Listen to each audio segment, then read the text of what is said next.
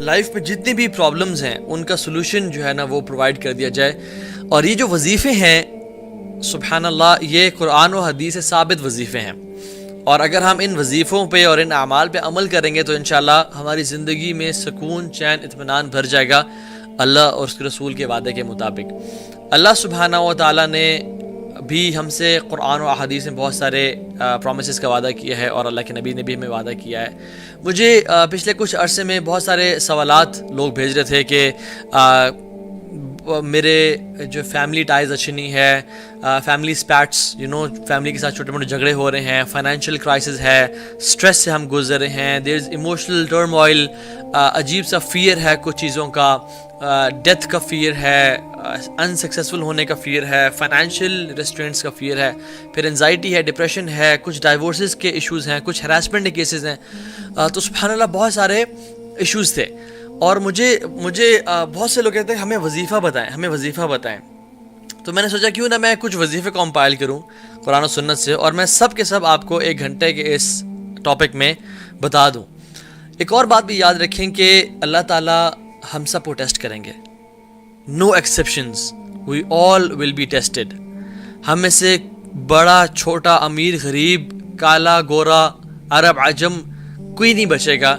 اللہ تعالیٰ ہم سب کو ٹیسٹ کریں گے. اس کی دلیل کیا ہے؟ اللہ تعالیٰ قرآن میں فرماتے ہیں اعوذ باللہ من الشیطان الرجیم وَلَنَبْلُوَنَّكُمْ بِشَيْءٍ مِّنَ الْخَوْفِ وَالْجُوعِ, ضرور بے شک ہم تم لوگوں کو لازمی آزمائیں گے. من الخوف والجوع, خوف سے اور جو سے, وَنَقْصٍ مِّنَ الْأَمْوَالِ وَالْأَنفُسِ وَالثَّمَرَاتِ وَبَشِّرِ الصَّابِرِينَ, اور ہم مال کے کم ہونے سے, جانوں کے جانے سے, اور فروٹس کے کم ہونے سے, یعنی فائنینشیل برڈن اور فائنینشیل کرائسس سے ہم تمہیں آزمائیں گے.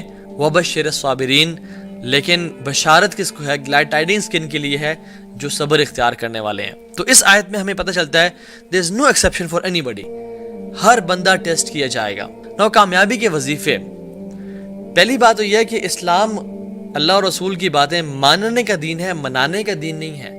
ہم لوگوں نے اسلام کو منانے کا دین بنا لیا کہ اس دن کو منا لیتے ہیں, اس دن کو منا لیتے ہیں, یہ ایونٹ آ رہا ہے اس کو منا لیتے ہیں, رمضان میں رمضان کی راتوں کو منا لیتے ہیں, عیدوں کو منا لیتے ہیں, مختلف راتوں کو منانا شروع کر دیا, حالانکہ اسلام ماننے کا دین تھا. تو میں آپ کو یہ کانسیپٹ کلیئر کروں کہ اسلام میں یہ جو لاکھوں کے حساب سے تسبیحیں جو لوگ آپ کو دے دیتے ہیں نا, یہ اس کی کوئی دلیل اس طرح سے نہیں ہے. آپ کو پتہ علماء تو یہ بھی لکھتے ہیں کہ جو میکسیمم اذکار, جو کوانٹٹی وائز جو اللہ نے سب سے زیادہ دفعہ پڑھنے کو بولا وہ کیا ہے, 100 سے اوپر اذکار سنت سے ثابت ہی نہیں ہے. ہاں یو کین ریسائٹ استغفر اللہ maybe 1000 times a day, yes, نفل عبادت جتنی بھی کی جائے اتنا بہتر ہے. لیکن اگر کوئی شخص آپ کو کہتا ہے کہ اللہ تعالیٰ کا یہ نام آپ اتنے لاکھ دفعہ پڑھیں یا اتنے 1000 دفعہ پڑھیں آپ کا یہ مسئلہ حل ہو جائے گا, then we need to have a دلیل for that, کہ وہ بندہ کس طرح سے بات کر رہا ہے. تو میں آپ کو آج کچھ وظیفے سے شیئر کروں گا جو کہ ہماری زندگی کو واقعتاً بدل سکتی ہے. اور پہلا جو وظیفہ ہے وہ ہے اللہ کا تقوی اختیار کرنا, کیونکہ ہمارا دین جو ہے نا, یہ بات یاد رکھیں, انفارچونیٹلی ہمارے سب کانٹیننٹ میں نا ہم نے اسلام کو ایک بفے سمجھ لیا ہے. میں جس چیز کو چاہوں اٹھا لوں, جس چیز کو چاہیں چھوڑ دوں. اسلام از ناٹ اے سیلڈ بار اور اے بفے, کہ جو چیز مجھے پسند آ رہی میں اس کو اٹھا لوں اور جس کو میں پسند نہیں آ رہی اس کو میں چھوڑ دوں. ہم کس طرح کے مسلمان بن چکے ہیں کہ آج رات جی ناچ گانا ہوگا عشاء کی نماز کے بعد, نمازیں بھی پڑھنی اور ناچ گانے بھی کرنے ہیں. دن میں ماں جی قرآن بھی پڑھ رہی ہیں, تہجد بھی پڑھ رہی ہیں, لیکن جب بیٹی کی شادی کی باری آتی ہے تو ڈھولکی بھی چل رہی ہے اور مہندیاں بھی چل رہی ہیں اور ڈانس پارٹیز بھی چل رہی ہیں, اور سب آپس میں جو ہے نا میوزک بھی پلے کیا جا رہا ہے, وچ از کمپلیٹلی حرام, اور سب کچھ کیا جا رہا ہے کیونکہ وہ چیز مجھے پسند نہیں ہے, تو اس لیے میں اس کو چھوڑ دوں گا. حالانکہ اللہ تعالیٰ ہم سے کیا ایکسپیکٹ کرتے ہیں, یا ایھا الذین آمنوا ادخلوا فی السلم کافہ, اے لوگوں جو ایمان لائے ہو, ادخلوا فی السلم کافہ, اسلام میں پورے کے پورے داخل ہو جاؤ. یہ 50-50 دین نہیں چلے گا, یہ بفے کا کانسیپٹ اسلام میں نہیں چلے گا.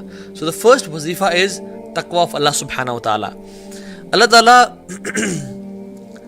اچھا تقوی کا مطلب کیا ہے, چلو آپ کو پہلے یہ بتاتا ہوں. تقوی کا مطلب یہ ہے کہ گناہوں کو چھوڑنا اور نیک اعمال کرنا, نیکیوں کی طرف آگے بڑھنا, فرائض کو پورا کرنا.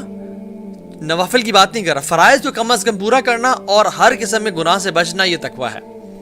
ابو ہریرہ رضی اللہ تعالیٰ عنہ سے پوچھا گیا کہ تقوی کیا ہے, تو انہوں نے اس شخص سے پوچھا, کاؤنٹر کوشچن کیا کہ تم کبھی ایک ایسے راستے سے گزرے ہو جہاں پہ کانٹے ہی کانٹے ہوں, جہاں پہ جھاڑیاں ہوں, تو تم کس طرح گزرتے ہو اس راستے سے؟ تو انہوں نے کہا کہ میں اپنے کپڑوں کو بہت سنبھال کے اور سمٹ کے گزرتا ہوں اور ہر کانٹے سے بچتا ہوں, کہیں وہ کانٹا چپ نہ جائے اور میرے کپڑے پھاڑ نہ دے, مجھے زخمی نہ کر دے.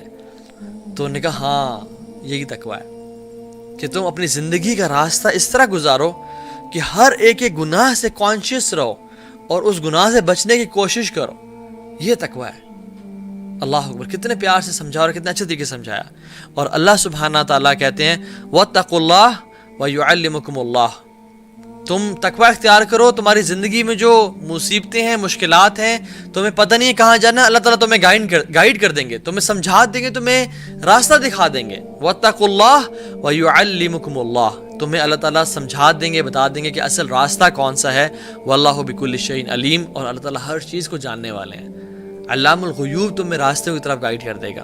اور سبحان اللہ, اس طرح کی بہت ساری قرآن کی جو ہے نا وہ آیات ہیں جس کو ہم ذکر کرتے ہیں. پہلی سورۃ طلاق کی آیت وَمَن يَتَّقِ اللَّهَ يَجْعَل لَّهُ مَخْرَجًا, جو بھی اللہ کا تقویٰ اختیار کرتا ہے يَجْعَل لَّهُ مَخْرَجًا, اللہ تعالیٰ اس کے لیے مخرج بنا دیتے ہیں. فار ایگزامپل, اگر یہ جو آفس ہے, یہ اس پہ اگر دروازہ ہے نا, دیر از آلریڈی اے مخرج, لیکن امیجن میں ایسی جگہ پھنس گیا ہوں جہاں پہ کوئی مخرج ہی نہیں ہے, وہاں سے بھی اللہ تعالیٰ مخرج کا راستہ بنا دیتے ہیں, مینز این ایگزٹ بنا دیتے ہیں, جہاں سے میری لائف میں اس کو آرام سے سوائپ کر کے میں نکل جاؤں گا. وَمَن يَتَّقِ اللَّهَ, مَن کا مطلب ہے کیا ہے؟ جو شخص بھی تقویٰ اختیار کرتا ہے, جو انسان بھی, چاہے امیر ہے, غریب ہے, بڑا ہے, چھوٹا ہے, کالا ہے, گورا ہے, عرب ہے, عجم ہے, جو بھی تقویٰ اختیار کرے گا يَجْعَل لَّهُ مَخْرَجًا, اللہ تعالیٰ اس کے لیے راستے بنا دیں گے, چاہے اس کو نظر نہ آ رہا ہو, چاہے اس کو پتہ نہ ہو کہ سبحان اللہ میری جو زندگی ہے وہ آگے کہاں جائے گی, مجھے تو اندھیرے نظر آ رہے ہیں, مجھے تو مشکلات ہی مشکلات نظر آ رہی ہیں, لیکن اللہ تعالیٰ اس کے لیے راستے بنا دیں گے. اور پھر وَيَرْزُقُهُ مِنْ حَيْثُ لَا يَحْتَسِبُ, اور اس کو وہاں سے رزق اور روزی عطا کریں گے, مال اور اولاد اور سکون اور چین عطا کریں گے, جہاں سے اس نے کبھی من حیث لا يحتسب, اس نے کبھی امیجن نہیں کیا ہوگا. فار لیکچر انشاءاللہ سسٹر عائشہ خان کہہ رہی ہیں we do plan to visit each and every country in the future انشاءاللہ تعالیٰ.